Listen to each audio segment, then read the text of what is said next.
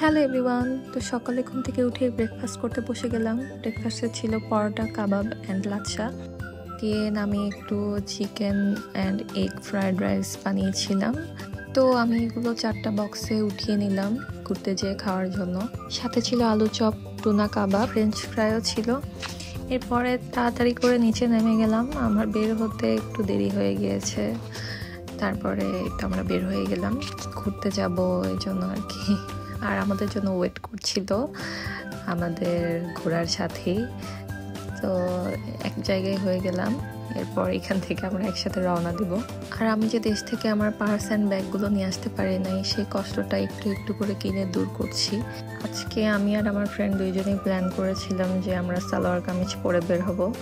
তো সেই অনুযায়ী সালোয়ার কামিজ পরে বের হয়েছি অ্যান্ড খুবই ভালো লাগছিল। আসলে আমার এই টাইপের ড্রেস পরে বের হইতে ভালোই লাগে, বাট এখানে আসলে চাইলেও পরা হয়ে ওঠে না। এই ড্রেসটা আমাকে আসার আগে দিয়েছিল আমার একটা নানু, অ্যান্ড আসার আগে আমার সব কিছু আমার খালামুনি প্যাক করে দিয়েছিল।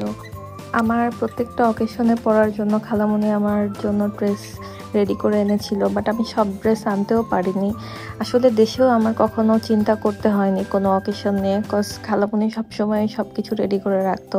এখন এখানে কি করব আমি জানি না। তো আমরা যেখানে যাচ্ছিলাম 1 আওয়ারের একটা ডিস্টেন্স ছিল, অ্যান্ড পাহাড়ি রাস্তা ছিল, অনেক উঁচু নিচু।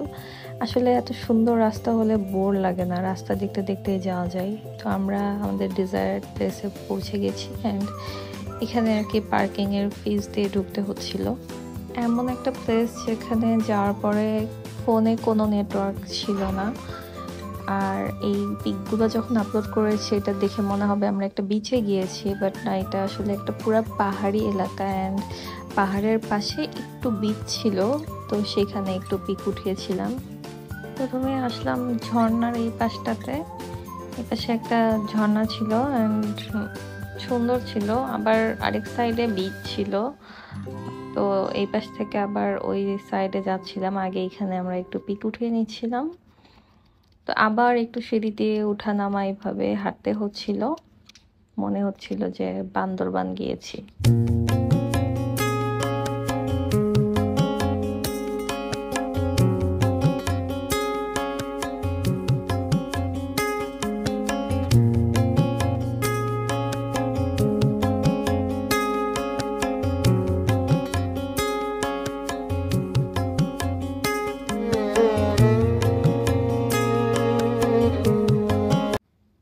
এরপরে বিচে চলে আসলাম।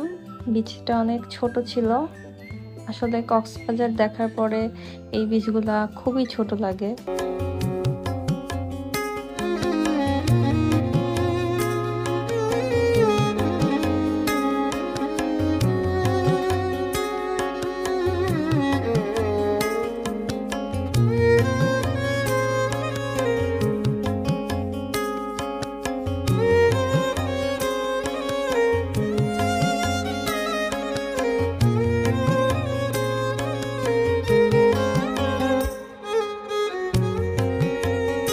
এরপরে আমরা যাচ্ছিলাম অনেক উঁচুতে।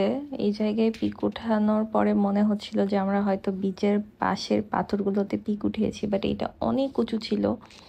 এই পাশে যেতে আমার অনেক ভয় লাগছিল, বিকজ আমি একটু ভয় পাই উঁচু থেকে। বাট ওইখানে ওরা যাবেই পিক ওঠানোর জন্য, অ্যান্ড ওদের খুব ভালো সাহস, এত কাছে যে এত উঁচু জায়গায় যে ওরা বসে ছবি তুলতে পারলো। বাট আমার আসলে এত উঁচু থেকে নিচে তাকালেই মাথাটা ঘুরে যায়। তো এই কারণে আমি এত ধারে যেয়ে বসতে পারি না, অ্যান্ড ওকেও আমি অনেক না করছিলাম এত ধারে যেও না, ও শুনবে না। অ্যান্ড এখান থেকে আমরা ফিশও দেখতে পাচ্ছিলাম, তিমি মাছের মতো অনেক দূরে, বাট এই ক্লিপটা আমরা নিতে পারিনি। ঘোরা শেষ করে আমরা খেতে বসে গেলাম, অ্যান্ড সিনহা কাচ্চি বানিয়ে এনেছিল, যেটা খুবই মজা হয়েছিল আর একদম গরম ছিল। আমি কাচ্চি পেয়ে আর আমার ফ্রাইড রাইস আমার খেতে ইচ্ছা করে নাই, ওরা সবই খেয়েছে, বাট আমি শুধু কাচ্চি খেয়ে ফুলফিল হয়ে গিয়েছি একদম। অনেক দিন পরে কাচ্চির ক্রেভিংটা ফুলফিল হয়েছে, থ্যাঙ্কস টু হার। এরপরে আমরা খাওয়া দাওয়া শেষ করে চলে যাচ্ছিলাম। অনেক সুন্দর একটা দিন ছিল, অ্যান্ড আমরা আসলে যেদিন বের হই সেদিন সানি ডে থাকে, যেটা খুবই ভালো লাগে। বৃষ্টি আসলে আসলে এত বেশি ভালো লাগতো না, বা মেঘলা আকাশ থাকলেও এরকম ভালো লাগতো না, বিকজ অলরেডি উইন্টার, অনেক ঠান্ডা এমনিতেই। এরপরে আমরা রওনা হয়ে গেলাম। তখন একদম বিকেল হয়ে গিয়েছিল।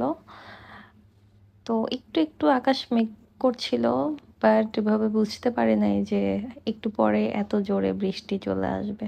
আমরা এই যে জ্যামে বসে আছি, একটা ব্রিজের উপরেও জ্যাম। তারপরে এই যে সুন্দর রাস্তা দেখতে দেখতে যাচ্ছিলাম, অলমোস্ট সন্ধ্যা, আর ওই টাইমে এত জোরে বৃষ্টি নামলো। তবে বৃষ্টির মধ্যেও বেশ ভালো লাগছিল। So that's all for today, good bye.